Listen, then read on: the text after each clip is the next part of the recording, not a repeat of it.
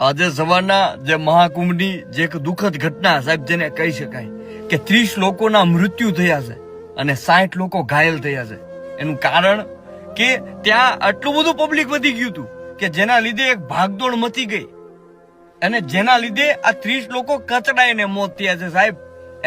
હું જેટલા પણ જે મહાકુંભમાં જઈ રહ્યા છે હું બધાને એક પ્રાર્થના કરી સાહેબ કે 26 ફેબ્રુઆરી સુધી આ મહાકુંભ ચાલવાનો છે અને 5 થી 6 સ્નાન છે.